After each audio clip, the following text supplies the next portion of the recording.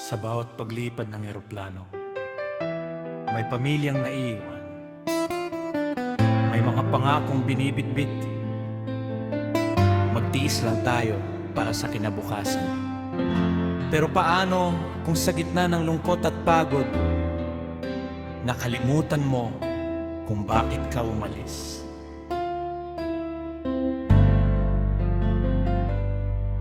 Bitbit ang maleta at luha sa mata. Iniwan ng pamilya para sa pag-asa. Nangakong babalik na may magandang buhay.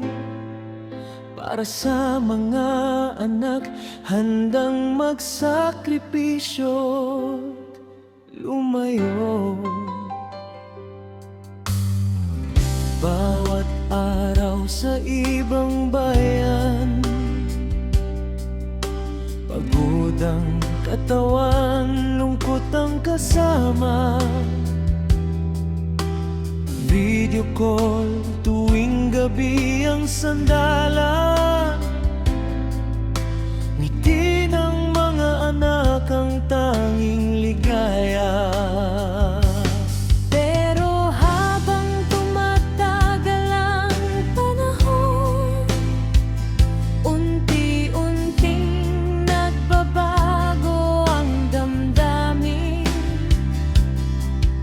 Sa simpleng kumustahan at kwentuhan,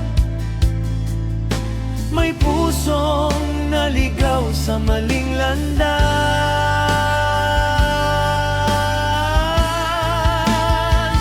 Nasaan na ang pangakong iniwan? Bakit ang tawag ay naging madalang? Dati buong buo ang padala sa tahanan. Ngayon ay puro dahilan ang naririnig nila, habang ang mga anak ay naghihintay, umaasang muli kang makikita.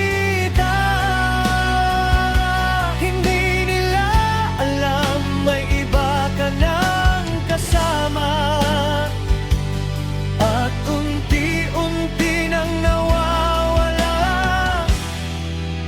sa pamilya.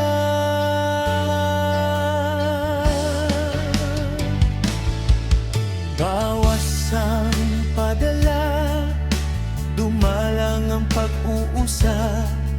Mga simpleng tanong, hindi na masagot. Mga anak na sabik sa iyong yakap, sa screen na lang nakatingin, umaasang mapansin. Ngunit ang pansamantalang saya hindi kailanman magiging tahanan. Nang dumating ang araw na ikaw ay iniwan, saka mo lang naalalang pamilyang tinalikuran. Umuwi kang luhaan, bit-bit ang mga gamit, ngunit wala nang yakap na sasalubong sa'yo. Ang mga anak na dating sabik sa iyong pagdating, natutong mabuhay nang wala ka, at doon mo naisip.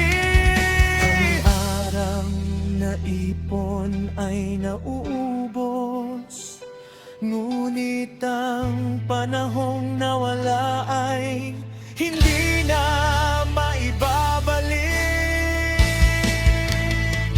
Nasaan na ang pangakong iniwan? Bakit ang pamilya mo'y nasaktan? Ang kinabukasang pinangarap mong buhain, nawasak dahil sa pusong naligaw.